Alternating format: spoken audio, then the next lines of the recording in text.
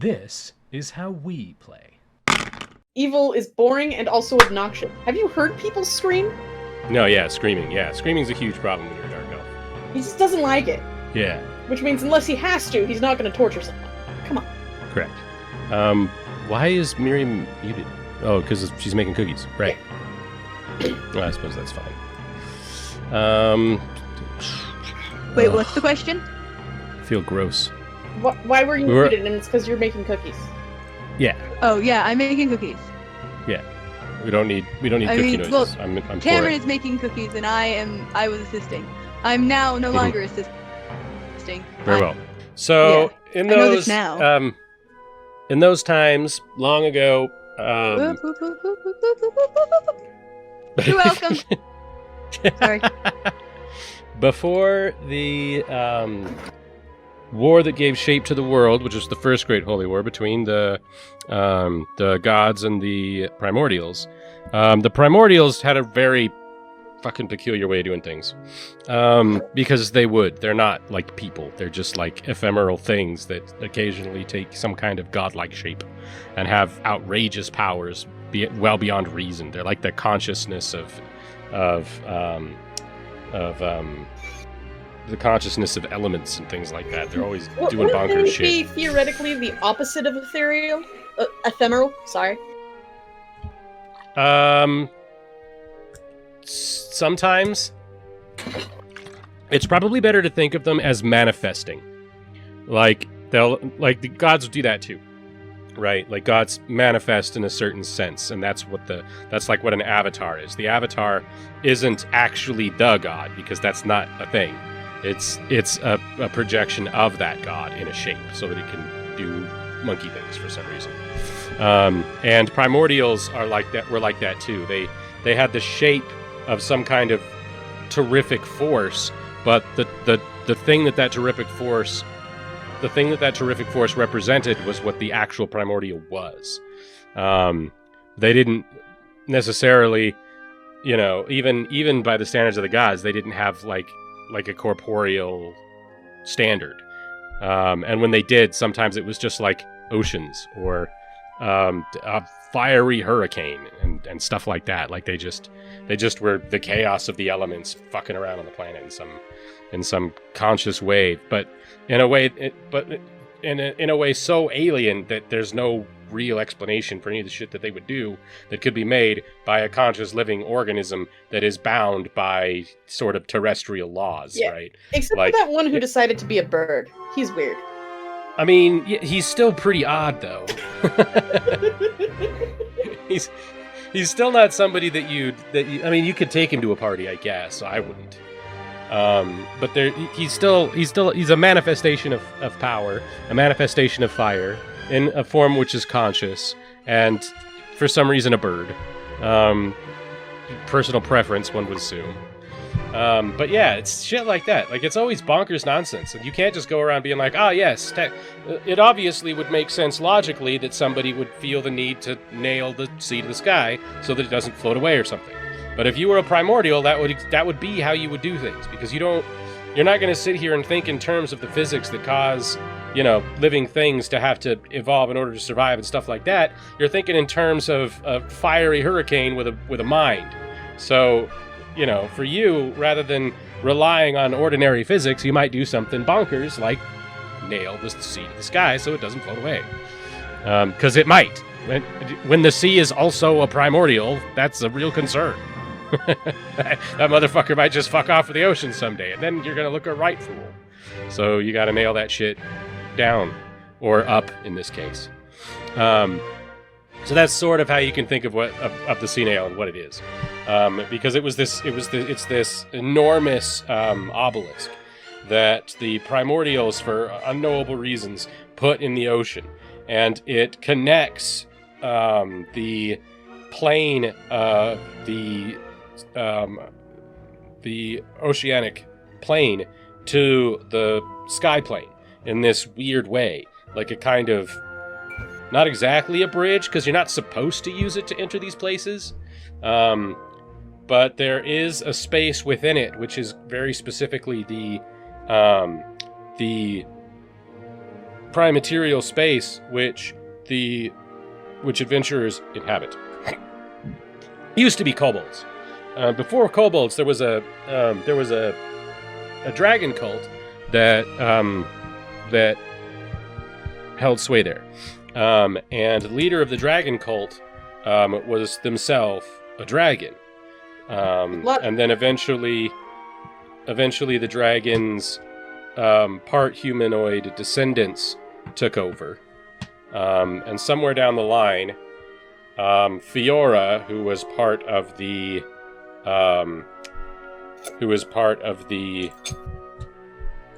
Blitzenfair. Yes, the Blitzenfair, who are they're a mercenary society that is basically a civilization in its own right. Here, let's go to the map. Okay. Oh, you guys are still on here, but you're also stolen assets, so we're just going to pretend that we didn't see you. Actually, there's no real way to do that, is there? I can just put you behind, I suppose. Anyway, there were no stolen art assets here that you know of. I don't know who originally did them, and they're extremely heavily modified, so they're well within fair use, but I still don't like the idea of just ripping them off of whatever artist I got them from originally without their permission or saying anything to anybody about it, so we have to deal with that in the future. And for the time being, this is Greater Mithla, and it is, like, here's the center for the Blitzenfair now. At the time, they were probably more or less fully established. They just hadn't spread as far or had become as entrenched as they have since. But like right here, you can see this tiny little black spot. This tiny black spot is the Sherpa. Yes, the Sherpa. This tiny little black spot is the sea nail. So the Dragon King that was there at that time was visited by the Blitzenfair in order to negotiate for some reason. And he took some kind of offense to the ambassador that they had sent, and then put her in in suspended animation, locked her in a gem for the time being, and then she was just sort of forgotten about for centuries until somebody discovered her. And we'll get to that. Yeah. So, but that happened first chronologically. Not long after that, the place was more or less abandoned, except for some of the kobolds that were still there worshipping. The lower dimensions of it were taken over by denizens that lived within the sea. And eventually, a tiefling and a dragonborn were shipwrecked in its vicinity, and wound up going into it to survive, along with the only other survivor from the shipwreck, Stuart, the seaman. Yeah, and all three of them fought the tieflings for survival, and then lived in the place until somebody came by to rescue them, and they were just sort of surviving at wit's end as castaways until that led to the dragonborn sorcerer leaving, and an Athenan priest of the dragon god to come in to investigate the site, because he's the one who figured out what it is and why it exists, because for James's character, it was a terrible storm. The ship was going down. They had to find a way to get to safety, and there was just this giant, as near as they could tell, concrete spire in the storm in the middle of the ocean that seemed to just go all the way down rather than be on an island. Like, it was the weirdest thing anybody'd ever seen. It's like, what the hell is this? That was a really funny game, actually. James did get pretty upset, though, because he was tired of having to learn new versions of Dungeons & Dragons. I learned while we were experimenting, actually, the other day, this is a funny story, too, that experimenting with Fantasy Grounds, hopefully that is a new show that will be coming up, and that will be really interesting shit, because I'm going to just do bonkers nonsense for that one. But it turns out that the bonkers nonsense is sort of weirdly inevitable anyway, so I might as well do bonkers nonsense because Fantasy Grounds has a serious issue with the way that classes work in Dungeons & Dragons. So there's no official stuff to make the classes work. It's unofficial stuff for everything except attacks and spells, because the system's designed for attacks and spells. But like Barbarian Rage, for example, has to have an external code written for it that the players have to import themselves, because there's no way within the system to implement it the way that it's designed. But I think they're fixing that with the new version of the program. It's super fascinating, and we'll talk about it in depth when we explore that later. But as I was testing it with James, he pointed out that he was like, wow, these just look like 3rd edition spells. How does this work? This isn't 5th edition, is it? It turns out James has never played 5th edition. And James thought that 4th edition was 5th edition. Has been an edition behind for a while now, which was funny to me. Which can happen nowadays, you know? There have been 5 of the damn things. There have been 2 more since James and I first started all those years ago. Anyhow, so all of these things are true. And James's character, Wahid, the Wahid Majul, the escaped... Wahid is such an interesting character. I could go on and on about Wahid alone, let alone the rest of the stuff we're trying to accomplish. But I guess everybody's going to have their turn, so I might as well start with Wahid. Wahid Majul was a warlock in Farland, in Toral, which is in the northwesternmost continent on the northwesternmost side. Okay. And people... Yeah, I don't have... But, like, where that little that tentacle is coming out, somewhere around there?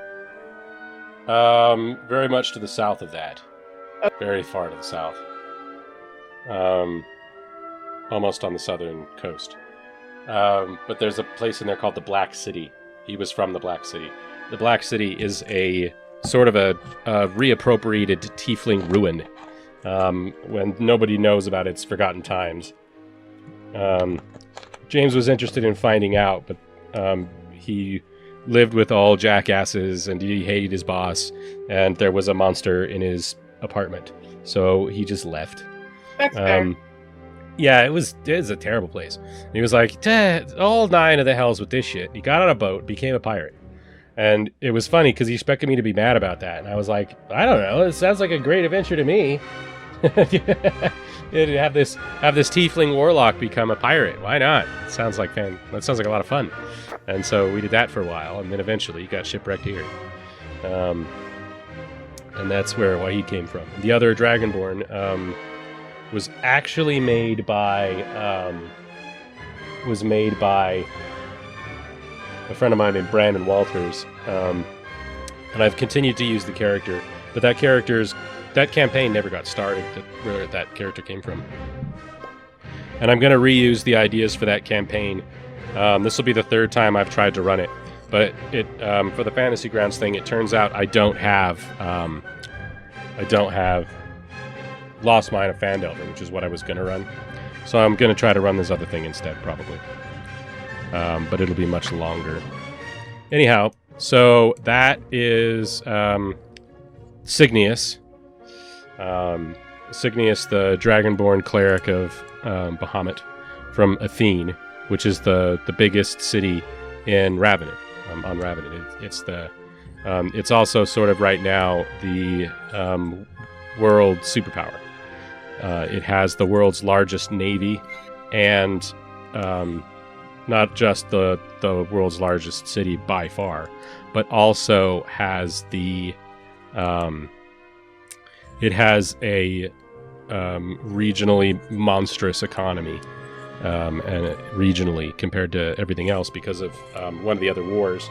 Everything in its region was destroyed, and that gave it this huge advantage. Oh, Miriam, there's imagery of Miriam.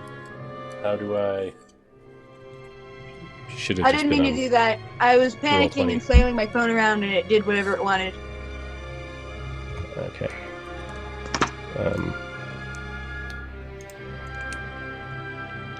I would have... There we go. It's not. I do like having footage of you, but you'd have to be in the Roll20 probably. I mean, I can probably get the Discord video to show up. It would just be a pain in the ass as well. Look, there's not enough space, man. It's the premise.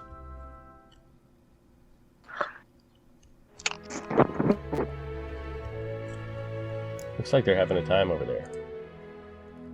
I don't know. I think that sometimes I'm glad that we're really unpopular and that all of my content is garbage, because there'd be a lot of pressure in having to do stuff that was good and having to manage a huge population rather than all of the people in our Discord that just lurk. Anyhow, so all of these things all happened. Right. But a lot of them some time ago. So at this point, I suppose we'll start with...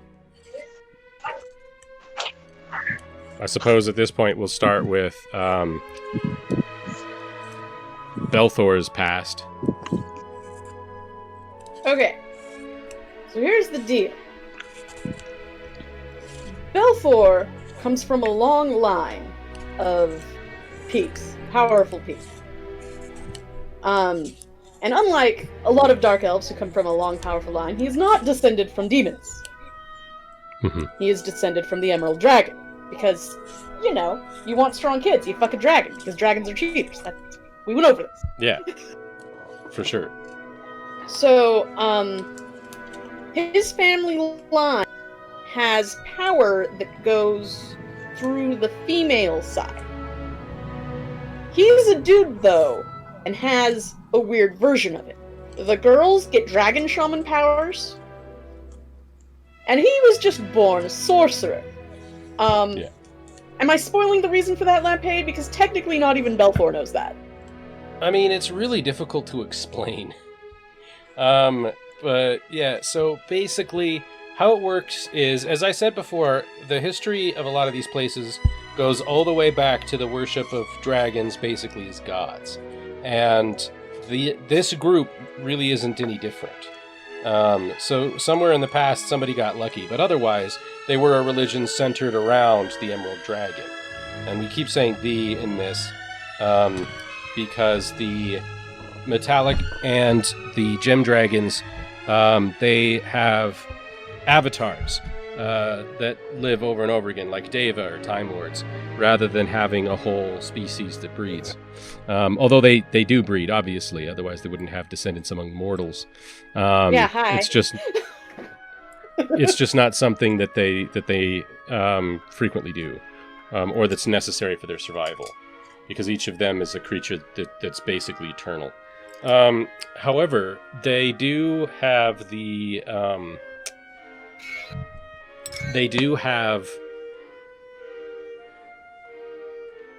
this thing, like, where people draw power from them or from the dragon spirits in a primal sense, and those are the dragon shaman. They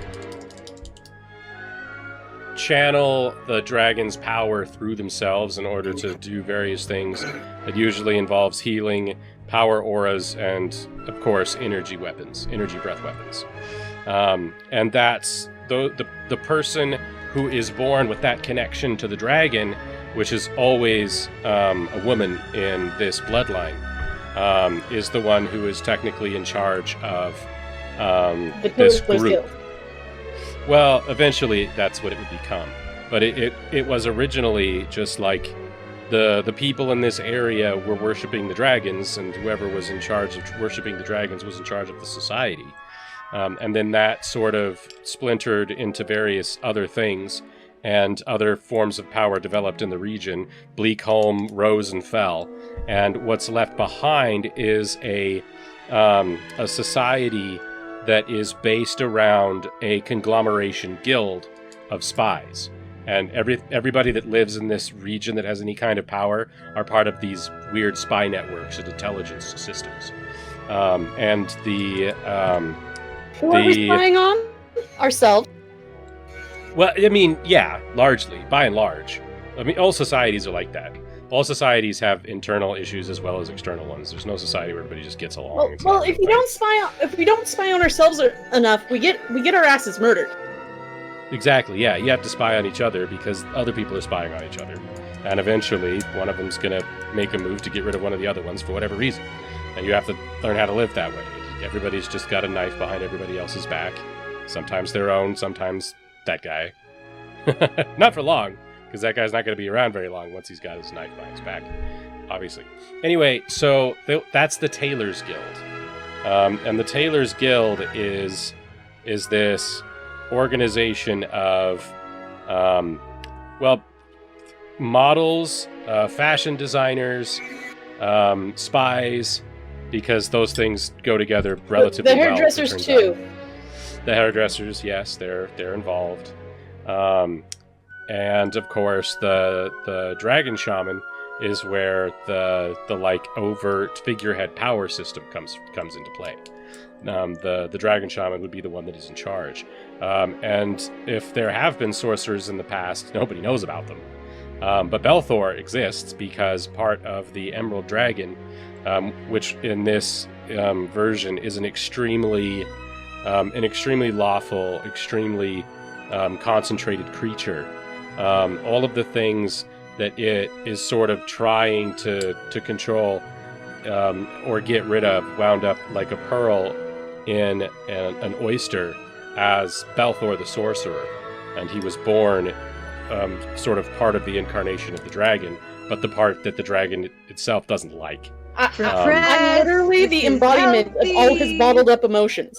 Repression, this is healthy. Yeah. This is the sound joy makes. And so there is a sorcerer now with acid powers. Yes, so the inner feminine queer side of the lawful of this we assume extremely straight dragon is a bisexual elf man. Yeah. He's so straight. He's so straight that the repressed gay half is still into girls. Sometimes. Yeah. Take him or leave him. Anyway, so obviously that makes it a matriarchal society, which again, unlike the Drow, the Zvilfair, there isn't really much in the way of gender stratification in Ravinin, because gender stratification is historically contingent, and the history of Ravinin was radically different because of magic. So whereas men tended to be physically stronger, and this is important to society for warfare, etc., women were slightly more likely to be to have magic and tended to be slightly better with magic. And this society represents that. You can see that that's the case because of this society. The society resembles it in that their leadership are women with magic powers, whereas men don't tend to have them, although Belthor exists and was a mystery to everyone, and potentially a serious problem, because a man who had the magic powers could be a real threat to the whole system. Institution. To the whole institution of the guild, and its various political networks. Yeah, they're just waiting for me to come back and try to take over. Spoiler alert, that is the last thing Belthor wants. Yeah. Belthor has a sister who should have naturally been in charge. She was the one who had the power, a younger sister. But she disappeared. And, the only sibling that he didn't hate on sub-level. Leotis is okay, but he's also a druggie. Yeah, he was a real problem when he was young. He doesn't know his place in society, and so you can't help but resent him just a little. Look! Leotis may or may not have stolen my pocket money to buy more drugs, okay? I'm just saying. He was a lot of the family found ways of coping with the shitty situation, and it usually involved getting their hands on some kind of power. And in the case of Miosh, Belthor's childhood friend, and Leotis, her older brother, it was drugs. They use spell powder. which is a substance that enhances one's magical abilities, but often at a cost, and Leotis is was hopelessly addicted. He's going through his own stuff now, but he hasn't been that big a part of what's been happening. But yeah, Leotis isn't terrible, as opposed to pretty much all the others, who are all fucking assholes. But I'm sure Leotis stole Belfort's pocket money at least once, and Belfort does in fact hold grudges. Yeah. Well, Dark Elves tend to.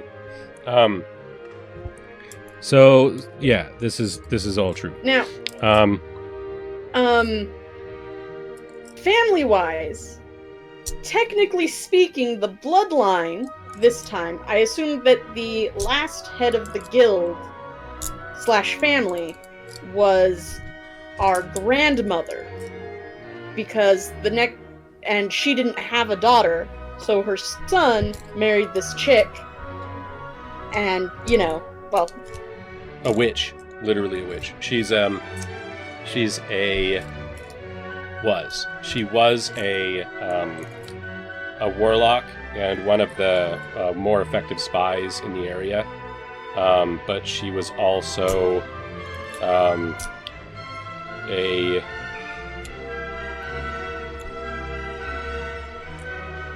For some reason, I was thinking a descendant of a hag. Okay, so technically speaking, wouldn't she still be around because we haven't gotten to that part yet? Yes.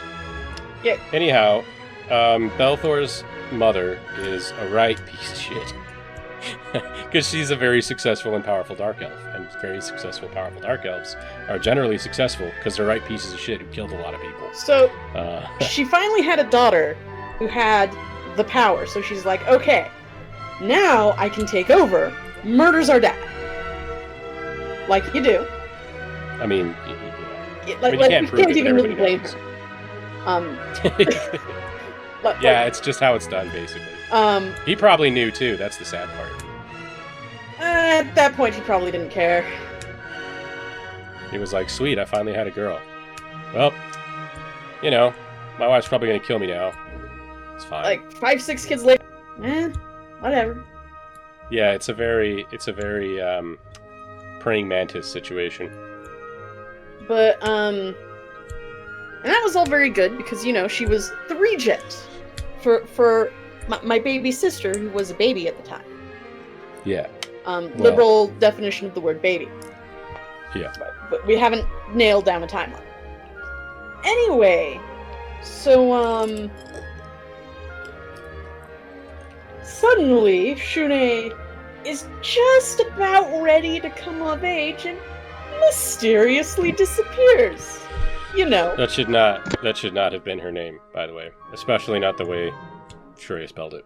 But that's fine. Dungeons & Dragons is a silly game played by silly people, and silly things happen. Yeah. I've had to learn this. I wanted to be a huge dick about all this shit all the time, but then I started seeing stuff Matthew Mercer was putting up with in the greatest Dungeons & Dragons show of all time, and his players come up with stupid shit all the time, so... I decided, guess it's not that big a deal. Having a character named Shune, which is wildly outside of the setting or language for the setting or region, is nothing compared to fucking Scanlan's Tom Selleck character and all that other shit. Like, they do some really some things that should really offend the Dungeon Master. So I can't bitch about Shune's name. There are things that happen that I can bitch about and probably will, but we'll come to that later. So, Belthor's baby sister, who, is the other person who has a power source that, could threaten our mother's position, disappears mysteriously right before she comes of age. And Belthor's like, this is all... First of all, I love and adore my baby sister because I have literally been, Pavloved into it. Yeah, it's childhood conditioning, my friend. We're gonna put this on the map right here. This is the she's Shattered Tower. She's the future queen. Of course she's in charge. And she's good. I have to serve her. Think. I'm crazy. Don't worry about it. She's my cohort, but she's in charge. Yeah. And... She exists via leadership feat. Cookies! Woohoo! Grandpa cookies? Oh, geez. I thought I keep muting myself, and yet it keeps unmuting me. Yes, Grandpa cookies. But we altered them this time, and instead of just doing normal Grandpa cookies, we put, in order to make them slightly less crumbly, we put a little bit of melted marshmallow in the actual mix itself, and it worked quite well, in fact. Anyway. Yeah. So they're based out of a edifice known as the Shattered Tower, that back in ancient times was the tower that was built to the dragons, where the people who were in charge of the Dragon Society would have been held up. It was a fortress at one time, but it was destroyed during the war, long before Belthor was born. Now, it's important to note that we have several versions of how Belthor met Trixie. But the important part at this point is that by the time Belthor leaves, because, he's not entirely sure he won't be disappeared and or murdered, and also he wants to rescue his adorable baby sister. Trixie goes with him. And he shows up, and she's like, "Hey, man!" And he's like, "I'm leaving. If you want to come with me, if you want to talk to me, you have to come with me." And she's like, "Okay." So, Trixie Love is a 3 X's. Is a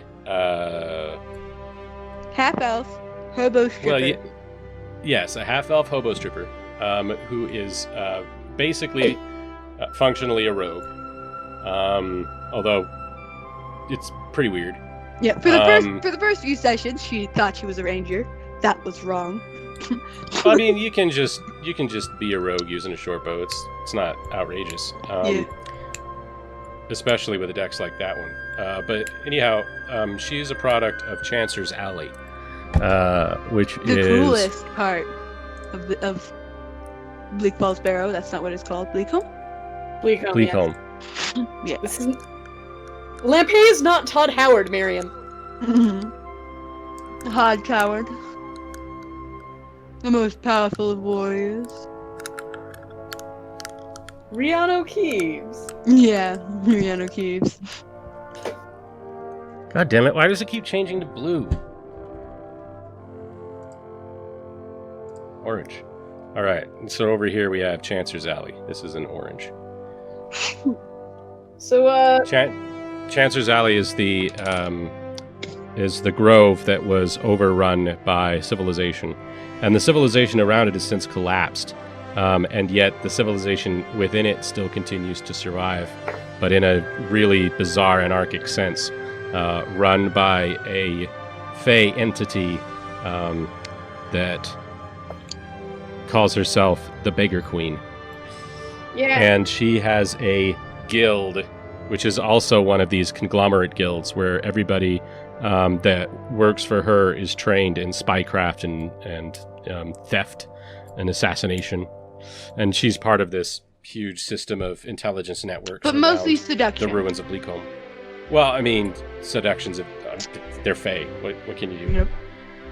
They know it works. They're good at it. Mary described it earlier, and it was pretty good, that Chancellor's Alley, instead of being like a normal thing where you accidentally walk into a circle and you come back 10 years later, but for you it's only been like a week. Instead, you went there, you got drunk, and you woke up 3 days later, married to someone you don't remember. You have a ring on your finger, in a thong, covered in glitter. In the middle like of nowhere. Yeah. Chancellor's happy. So that's where Trixie's from. Yep. Yeah. And Trixie, we figured out, was Trixie is a thoroughbred predecessor? No. Successor. A thoroughbred successor, quotation marks, to the Beggar Queen. Because I don't know that she's ever actually, like, given the reins over to any of her successors, and if she did, I'm pretty sure they all just, like, got, like, absorbed into the existence of her identity. I'm pretty sure you're just like an elite minion, really. Some kind of protege, something like that. Yeah. But the Beggar Queen is very old and very powerful, and has been working Trixie's lineage for a very long time in order to get specifically Trixie. Yeah. And a couple others, but Trixie's the important should one. should something happen to Trixie, yeah, there needs to be replacements. But she definitely seems to have very big plans in the works for Trixie. Plans which she probably couldn't even explain to a mortal if she wanted to. Look, there aren't enough tenses. Okay? Well, for one True. thing. Like, there's this very specific tense that takes literally 3 hours to explain that she would need. And by the time she was done getting halfway through the plan, the mortal would be dead from old age. Anyhow, so Chanta's Alley is a thing, and that's where Trixie is from, and Trixie is good friends with Belthor. Yes. Even they don't seem to know how that came to pass. Yeah. There are various versions. Some are, one is that we've known each other since we were kids, and one of us talked us out of trouble once, and then we did. Well, I mean, maybe not kids, because you're probably, 100 years older than she is. Well, yeah. Kids. Rotation. I was probably, like, the equivalent of, like, 13, and she was probably the equivalent of, like, Born. 10. The equivalent of born.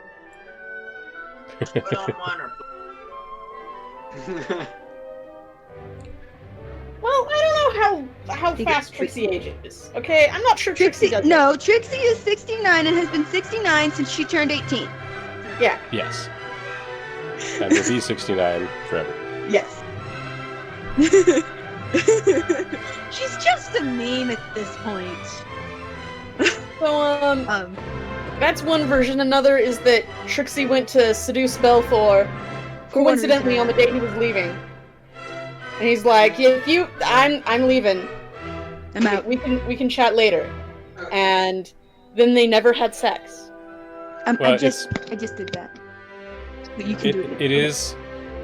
It is important to the Beggar Queen that she have somebody close to Belthor, because Belthor is a major wild card in the regional political system. So she put her biggest wild card next to him? Yeah. Yes. What better way? She's a fairy, man. They're just like that. Yeah, that's exactly what a fairy would do. So that when chaos happened, then she would be in the position where her best pieces were on the board where the chaos was happening, and she could take advantage of that. It's the opposite of how a human would do it. Because a human would do it so that when chaos happened, the things that were precious to them were farthest away. But a creature that's chaotic by nature is going to want to take that chaos by the horns. And having Belthor connected to Trixie in a way that Belthor is basically a piece she has on the board as well, as long as Trixie's around Belthor. Especially knowing that Belthor could at any point prove to be the source of chaos for the unmaking of the current state of affairs. I mean, in various ways. Yeah. In various ways at this point. If you could see the world as the game board that some of these people do, like Belthor's mom or the Beggar Queen, it would make sense. Now, it's important to note that both Belthor and Trixie compulsively seduce people. And yet, somehow, with each other, they have established a rather no-bone zone. No-sex, queer platonic relationship. Yeah, it's the no-bone zone. Yeah, and it's funny, but it's also, I mean, that kind of thing happens. It's weird how sometimes they're just... Because that's the thing. It's nothing. When you're the kind of person who's that sexualized, you just gotta know that there's one person where it's just not the case. And also, you're my tailor. I make your clothes. They're fantastic. Also, I'm a tailor. That makes me a spy and an assassin. Yes. Yeah. Tailors are spies and assassins.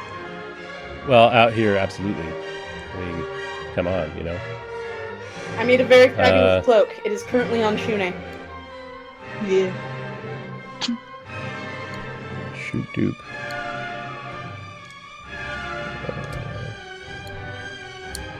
Where? I mean, they're musicians. I don't know how I know them. And that Yeah. is what happened before the actual campaign started. Yeah. So now, an hour in, we're at the beginning of the campaign. Nice. Yeah. Ravinin is a very complicated world with a lot of very complicated characters in it. To be fair, he hasn't explained Kilby, but we'll get to that Well, rather yeah, but quickly. Kilby didn't happen until the campaign started. Oh, so. he started by introducing Wahid and Cygnus. Mm-hmm. What? That's because I was doing things in Oh, in chronological chronological order. Which is order. to say that those people plus happened you weren't first. here yet. Yeah. Well, yeah. I mean, in the chronological order of the way the game was played, that is true. Yeah. And maybe that's what we're doing here. Because in the chronological order of events as they actually occurred, Belthor was born first because Belthor is the only full-blood elf. Yeah. Whereas Belthor was old as hell by the time everybody else was born. Well, by the standards of those other creatures, anyway. Anyhow, so Kilpie was one of the last survivors of the sea elves.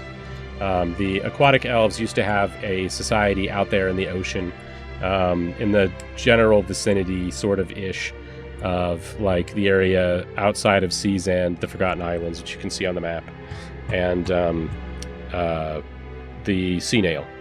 And out here, somewhere, the oceanic civilization of the elves was destroyed. He was one of the few survivors, but he has... Would Ludo Sorry, one sec. He's a paladin, and the way that the paladins work in Ravinin and in the Lampedition, sort of as an idea, is that they have connections to powers outside the prime material plane. And sometimes that's some kind of religious power, but more often it's something like a connection to some general force or power, just like the primordials, that is sort of from outside the prime material plane itself. And they can draw power in from that primeval source. And of course, Kilpie's was water. So Kilpie had a connection to the to the oceanic plane, to the plane of water. And his powers were about that. They had to do with it. He would heal people instead of by the way that we think of lay on hands. He would heal people by increasing or purifying the blood in their veins. Like a badass. Stuff. Yeah, because he could control water. He had an attack where he could make people vomit out their own blood. Nice. That one's really hard to do, so he can't do it very often, but it is awesome. And he could create water, and that was sort of his thing. So that's what a paladin should be like in the Lampedition, because it should be something that is very uniquely flavored for itself. Something very original. Anyhow, that's Kilpie. And that's where Kilpie came from. Kilpie was part of this organization as well. The players had been working in a ragtag adventuring group under a psychic vampire, a psionic vampire, called Hrocksmear. And Hrocksmear was a real nasty piece of work. But, you know, it's Bleakholm. Everybody's a nasty piece of work, more or less. So, I'm gonna pause because, on Saturday night, Miriam went into she started explaining the CNAL to a number of players after the Saturday night game. Yeah. And that was wild. And they got confused about the psionic vampire. And that Oh, yes. it's not a vampire that feeds off of emotions, guys. He is a vampire and also a scion. Both of them. Yeah, he had the psionic class. So, In fact, I think he was specifically an ardent. so he was like a psychic human or elf or whatever before he got turned into a vampire. And then the powers... Yeah. And he was after an artifact that would make him more powerful still. Indeed. Yeah. The So, crystal brain. Whatever happened to the crystal brain? I'm not sure I remember. well, we killed Hroxmir, so he doesn't have it. Well, you're getting a little ahead of yourself there. In fact, Yeah, remember, Shara? He's back to life again. oh shit, he might be. Okay. That's possible. That's not what I meant by getting ahead of yourself. By getting ahead of yourself, I meant that we're trying to do this in the order in which it occurred. But, assuming it didn't get retconned, because there's always the possibility that it got retconned, for reasons, Fleur might have it. Because one of Oh, the artifact? Hroxmir's minions ended up with Chlor. That's true. I traumatized her severely. Indeed. It was great. Yeah. Anyway, so, costume party. Yes. We're all working for this Hroxmir guy, and Trixie has been drinking the wine, and I mean Belthor's also been drinking the wine, but Belthor has a will save, and Trixie's is not as good. So, Hroxmir was putting his blood in the wine and the food in the house. Yeah. And the people that worked for him who would taste it were subject to his psychic powers to the extent that he was basically controlling everyone's mind. Now, Kilpie can purify blood because of his water powers, Yeah. so he could cure himself and keep himself from being afflicted. And Belthor's blood is dragon's blood. And also kind of dragon's sort blood- of made of acid. Dragon's blood doesn't give a shit what a vampire has to say. It's dragon's blood. It's way above the grade that the vampire is able to manipulate. So Belthor had to deal with the fact that it was quite probable that Hroxmir, if he didn't already know, would figure out that he couldn't control Belthor. And Belthor worked out that Kilpie would be resistant to it as well, and figured out that Kilpie wasn't being controlled by Hroxmir either. And so they hatched a plan to get Trixie out of there. But Trixie was a goner. This was She never after stood the a chance. costume party.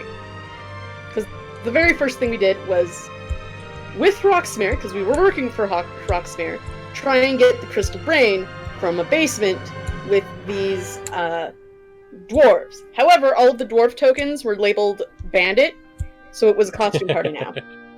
Yes, clearly it was clear. I don't remember exactly how I did that, but they busted in, and one of the dwarves was like, "Hey, what are you doing there?" During what it's And he's like, obviously a costume party because it says that he is labeled as a bandit. and he's like, So all of the dwarves must be dressed as bandits. You're not in proper costume.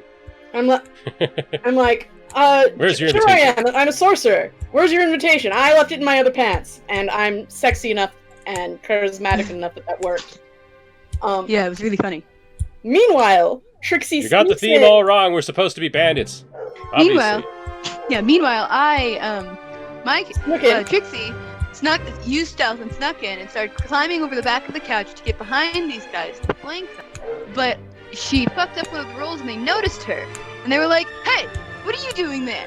And at the time, Hroxmir had actually come in and He crashed either the window or the wall, one of those. Yeah. No, he came straight through the wall. Yeah, he was just like, fuck. He'd come in and It's an intimidation tactic. yeah, and they had noticed me at that point, and in response to them noticing me, being like, "Hey, who are you?" I was like, "Oh, I came here for the party, and that guy, his costume's just so scary." Not that she was actually scared at all, but it was the principle of the matter. But it worked, and I got them to think that I was on their side, Yeah. and so they started to protect her, which was Yeah. hilarious. So we proceeded to kick their asses, me with acid. By the way, I didn't mention this, but I'm acid themed. I melt people's faces off. It's real gruesome. And also kind of gross, but whatever. And also, while my skin is, pitch black and whatever, when the sun hits it, there's, like, green highlights. What? Yeah, I have green highlights. Belthor's is... That's always been a thing, Belthor's Lampay. Belthor's is, like, grayish. Yeah, well, Belthor's not just that because dark. you Photoshop things like that does not mean this isn't the 4th time I built Belthor. He's always had green true. highlights to his skin. I'm not Yeah. talking about the green highlights. I'm talking about the fact that the skin wasn't that black by the standards of Dark Elves. Okay, then it's grayish with green highlights now. Yeah, but the green highlights are a real thing. It's cool looking. So we kicked all their asses, and Hroxmir picks up this golden brain, and Belthor is like, I don't think I want him to have that. But if I try to stop him, he's gonna murder me. That's not good. Also, my current best friend is, possessed by the fucking vampire. We need to solve that. So I look around and I'm like, who else might be resistant? Oh, that water elf over there. I'm like, cool. I seduced the water elf. Yeah. He is very confused and is holding his coin purse. I say it won't cost you, and he means, oh, you mean in money, right? And I just grin at him as he, like, chucks his belt across the room. He doesn't even know how I seduced him. Yeah.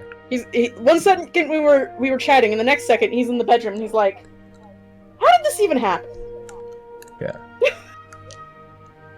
Belthor doesn't remember either, because it's, like, it's so, like, ingrained and automatic that it's just like breathing. Sex just materializes out of thin air, you guys. My charisma's that high. Yeah, exactly. Like that time I got into a threesome and I literally didn't try. I rolled nothing. That was Yeah. But we'll get to that. Yeah, that was awesome. So, Kilpie is like, well, so we need to get her outside of this dimension so that the vampire can't read her mind. Right. We don't exactly know how to do that. And Kilpie's like, I know a place. And so, we get on a boat and go to the Sea. And there are these guys, they have a wrecked boat, and, like, dried grapefruits, like whole grapefruits. They're dried. What the fuck? This is Signius and Wahid from before. And they're trying to open a portal to the basement. Because each level, like, as soon as you enter the sea nail, it's kind of part water land and kind of part material land. And as you go deeper, it's like a shade more water level than before. Closer to the elemental plane of water. So we're like, okay, how do we do that? And they're like, we have no clue, but we have a lead. And so we need to go get this magical page that will tell us how to do shit. Well, the problem is, if Trixie leaves the tower, she's gonna be under the vampire's control again. So, me and all the other mages get together, and we invent tinfoil. And she gets her tinfoil hat. I still have the hat. Yes. By the way, Lampay, people want to know, if they can get tinfoil hats. Or something. In the other Yeah, world. there's been a 'cause lot they of don't talk exist. about that. Just making sure you know. So we invent the tinfoil hat, and go to Rigo the Ridiculous. Rigo the Ridiculous. Rigo the Ridiculous. Yeah, I like that guy. He's fantastic. He is big and fat, and the entrance to his dungeon said, this is just a door, not trapped. Or locked. And we were like, I don't trust that at all. Guess what? It was a door that wasn't trapped or locked. So we have to go through a bunch of things. I don't remember the exact specifics, other than He did have a naked statue of himself in one room, and a giant platypus in the other. And we just pet the platypus. It's a good platypus. Yeah. And we get through, and he's like, "Fine, you may have my page, so long as you return it eventually." We haven't returned it, No, we have not. but whatever. We do occasionally go and visit the platypus in downtime, because it is a good platypus. I have to keep up good relations with, people. So we get this page. It is a page of the Book of Thoth. Though I don't think they actually tore out the page of the Book of Thoth. I think it's technically its own magic item. Nobody knew that yet. Yeah. That comes about much, much later. By the way, does it look like a torn page? No. Okay. I was just wondering, because that would lead, a thing. Let people think that. So, we have this page, Book of Thoth, and we take it back to the sea now. Now, the problem is, if we just ask a question, we'll only have one question, and it will give us a single page of information, and that's a magic item just burned. So instead, we made this elaborate doohickey, right? We converted an entire room to basically become a projector. And you ask the page a question, and it projects the one page of answer on the wall. And it's still there, because, we're That's keeping useful. it. But What, were we supposed to return that? What? worry about it. I don't know what you're talking about. Okay. It's also important, because we forgot to mention the Sea Lord. There's a kraken who lives outside the sea nail. We pay rent and food. He's a sea lord, like a landlord, you see. Yeah. Mm-hmm. So, the next bit is we figure out how to open the portal to the basement. Right? This is cool. We now have a portal to the basement. It's hilarious because we just call it the basement. We should call it something more elaborate, but it's just the basement. So, we go through the portal, we go to the next level, and we start fighting things. And I don't remember the order of everything that happened. Trixie seduced a giant octopus at one point. Yeah, and then he tore off his arm and gave it to me. It was really funny. Yeah, that's what happens when you seduce a giant octopus. It just tears off one of its legs and throws it at you. Yeah.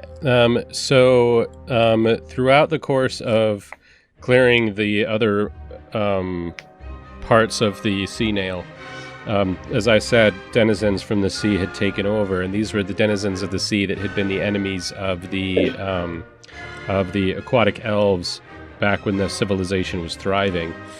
With the destruction of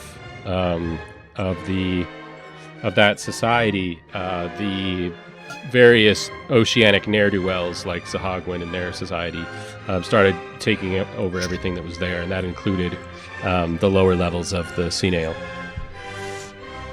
Yeah. Yeah. There's this one room that we locked forever because Trixie used iBite on I it. didn't mean to. That was really funny. Yeah, a bunch of them went into a room and Trixie, broke the eye and it locked, and they're either starving to death or there was a secret door out. One of those. So that's cool. The next thing I have is Fiora in a flower of light. Because she was trapped in a flower of light. By the way, Lampe, how long ago was that? I don't know. Because you've said everywhere from 1,000 to 10,000 years, and that is an entire order of magnitude. True. How long ago were what things? Was Fiora trapped in the sea now? Oh yeah. Fiora was trapped sometime after the Dark Elf Wars. It was hundreds of years. I think it was probably 200 years then.